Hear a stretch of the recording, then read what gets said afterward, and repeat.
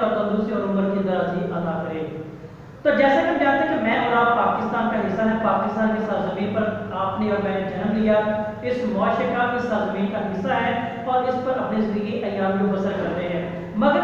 نہایت ہی افسوس کی بات ہے جب اپنے ارد گرد ماحول پر نظر کرتے ہیں، اپنی موجودہ صورتحال کو دیکھتے ہیں، اس پر نظر ثانی نکل کے جب اس کو سمجھنے کی کوشش کرتے ہیں، نہایت ہی افسوس اور دکھ کی بات نظر آتی ہے، جو کہ میرے اور معاشرے کا سب سے بڑا المیہ بھی ہے۔ یعنی اگر بات کریں ہم تعلیمی اعتبار سے، تعلیم کے میدان سے بات کریں تو تعلیم کے میدان کے اندر نہایت ہی ہماری جو گمبھیر صورتحال ہے اس کا جو المیہ ہے، نہایت ہی آنسو جو خون کے رونے والے وہ علامت کے طور پر بھی ہمارے سامنے آتے ہیں۔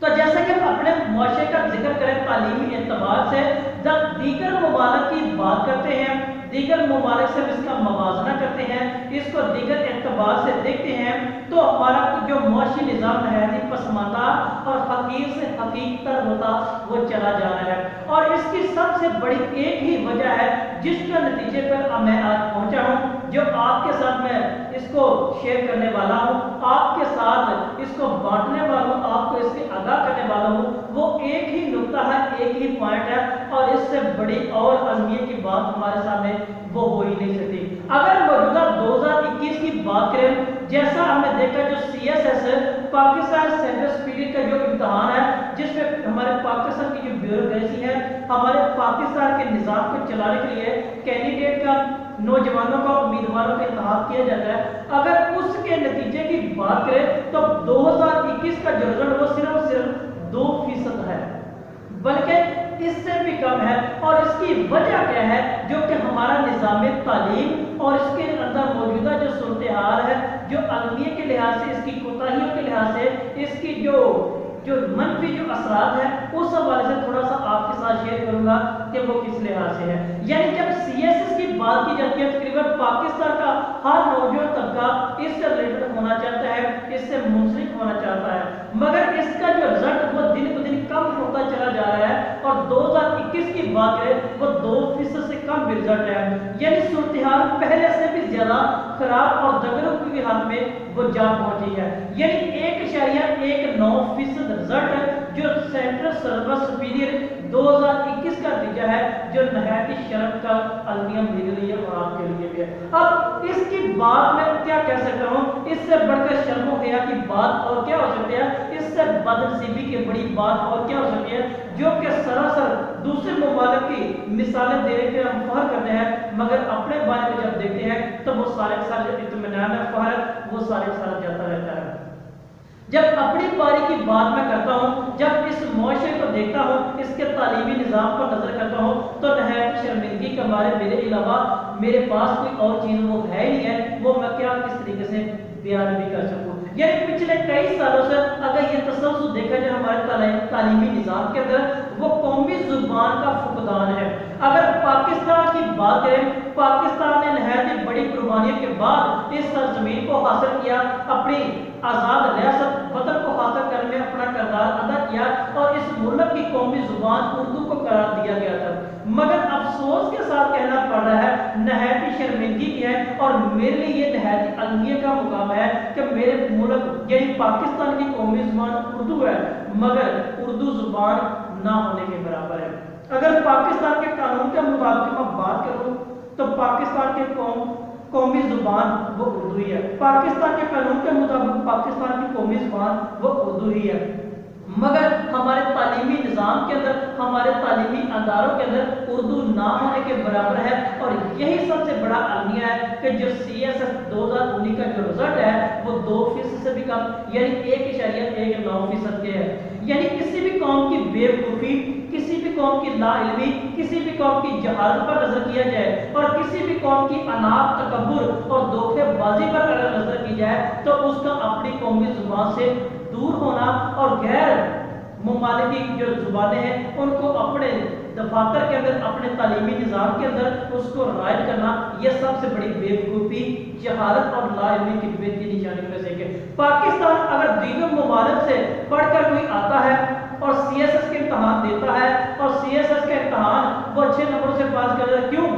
اس نے غیر زبان پڑھی ہے۔ لیکن میں آپ کو یہ المیہ کی बात बताना चाहता हूँ, हमें इस पर गौर करने की जरूरत है। अगर पाकिस्तान 2021 सीएसएस की बात हो तो 9643 के करीब उम्मीदवारों ने इम्तहान दिया और जिसमें 9444 वो नाकाम तरीन हो चुके हैं। इसकी सिर्फ एक ही वजह कि कौमी जुबान को कौमी जुबान का दर्जा ना देना, कौमी जुबान में इस इम्तहान को ना लिया जाना, ये मेरे मुल्क के सबसे बड़ा अलमिया और बेवकूफ़ी जहालत की बेहतरीन निशानी है।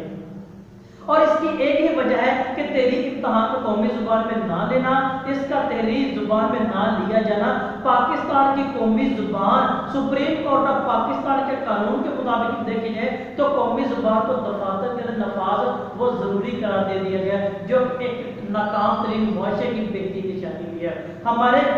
सुप्रीम कोर्ट ऑफ पाकिस्तान ने इस बात का ऐलान किया कि उर्दू को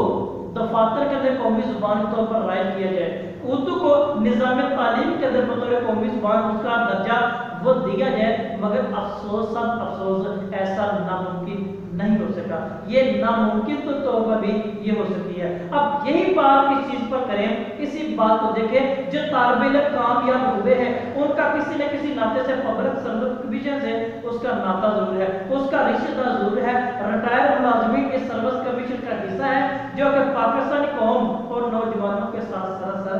ज्यादती भी है, बल्कि पूरी कौम के साथ सरासर ज्यादती है कि जब कौमी जुबान को कौमी जुबान का दर्जा ना दिया जाए, उसको कौमी जुबान के जुमरे में ना दिया जाए, कानून के मुताबिक उस पर अमल दरामद ना हो, तो सबसे बड़ी जहालत की बेहतरीन निशानी इसके बाद अलावा मेरे पास और नहीं हो सके।